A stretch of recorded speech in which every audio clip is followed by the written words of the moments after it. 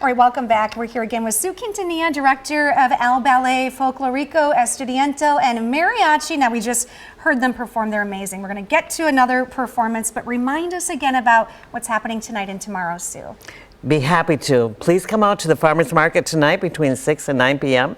to have food and lots of fun. And then tomorrow we're going to continue the Cinco de Mayo celebrations with the Latinx Technology Center at Buckham Alley.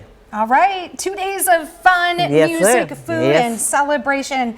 And without further ado, I'm going to step out of the way so we can watch you guys perform once again. Great. Thanks so much. See ya.